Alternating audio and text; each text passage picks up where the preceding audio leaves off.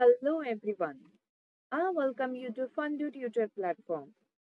In this video, I'm going to explain you about the meaning of liquidity ratios. Let's get started. Liquidity ratios. Well, ये वो वाली ratios होती हैं जिससे हम ये जज कर सकते हैं कि कंपनी की या फर्म की शॉर्ट टर्म सॉल्वेंसी कैसी है। मतलब शॉर्ट टर्म फाइनेंशियल पोजीशन कैसी है। मतलब क्या कंपनी इजीली अपने क्रेडिटर्स को पेमेंट कर पाएगी, क्या कंपनी इजीली अपने बिल्स जो ड्यू हो चुके हैं उनको पूरा कर पाएगी, उनकी पेमेंट कर पाएगी, क्या कंपनी अपने बिल्स पेएबल को पेमेंट कर पाएगी एंड सो ऑन। तो मतलब जो भी छोटी मोटी लाइबिलिटीज होती हैं, क्या कंपनी अपनी उन लाइबिलिटीज की पेमेंट कर पाएगी। So liquidity ratios are the type of accounting ratios that measures the short-term solvency of the firm. Liquidity ratios में main two types of ratios आ जाती हैं, that is current ratio and liquid ratio. So have a look on current ratio first. Current ratio क्या होती है? Current ratio basically relationship show करती है between the current assets and current liabilities of the firm. Relationship show करती है। अब ये current asset और current liabilities होते क्या हैं? Current assets basically वो वाले assets होते हैं जो हमें 1 year के अंदर अंदर बेनिफिट देते हैं। For example stock. स्टॉक यानी कि जो गुड्स हमारे गोडाउन में पड़े हैं, वो जल्दी से हम क्या मानते हैं कि कंपनी के वो उसी साल में बिक जाएंगे जिस साल में कंपनी ने क्या किए हैं, परचेज किए हैं। तो करंट एसेट होता है। Bills receivable of the company, वो क्या है, करंट एसेट्स है। एंड करंट लाइबिलिटीज की बात करें तो करंट लाइबिलिटीज वो वाली लाइबिलिटीज होती हैं जो कंपनी को पे ऑफ करनी है with in a year. That is called current liabilities, जो जल्दी ही कंपनी को क्या करनी होगी, पे ऑफ करनी होगी। So current ratio shows the relationship between current assets and current liabilities.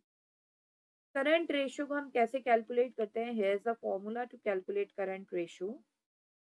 Current ratio is equal to current assets upon में current liabilities. So it is calculated by dividing the current assets and current liabilities on a particular date. Current ratio को हम working capital ratio भी बोलते हैं। It is also known as working capital ratio. Now the question is what is the ideal current ratio. मतलब सबसे बढ़िया current ratio कौन सी मानी जाती है? तो सबसे बढ़िया करंट रेशियो मानी जाती है 2:1। तो an ideal current ratio is 2:1। Next we have here the list of current assets. जैसे कि मैंने आपको अभी बताया कि करंट एसेट्स वो वाले एसेट्स होते हैं जो कंपनी को बेनिफिट देते हैं with in a year.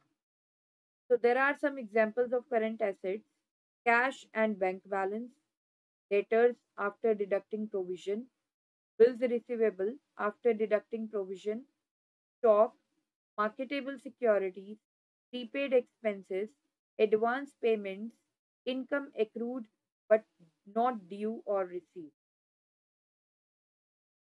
Next, list of current liabilities. अब करंट लाइबिलिटीज जैसे कि मैंने आपको बताया, ये वो वाली लाइबिलिटीज होती हैं जो कंपनी को पे ऑफ करनी है with in a year,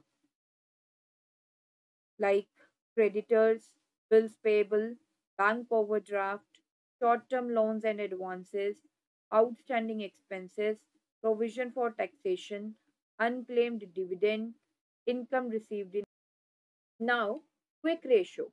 quick ratio basically किसमें रिलेशनशिप शो करती है? क्विक रेशियो शो करती है relationship between liquid assets and current liabilities of the company.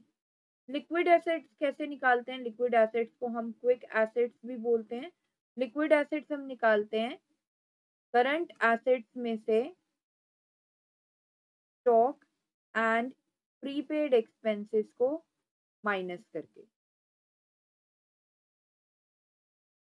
आगे क्विक रेशियो कैसे निकालते हैं? क्विक रेशियो निकालने का ये फॉर्मूला है, quick ratio is equal to quick assets divided by current liabilities. So quick ratio shows the relationship between liquid assets and current liabilities. It is calculated by dividing liquid assets by the current liabilities.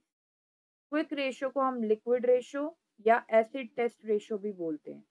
तो it is also known as liquid ratio और acid test ratio. एक ideal quick ratio कौन सी होती है, मतलब एक perfect quick ratio कौन सी मानी जाती है? तो आइडियल क्विक रेशो होती है 1:1 and ideal quick ratio is 1:1।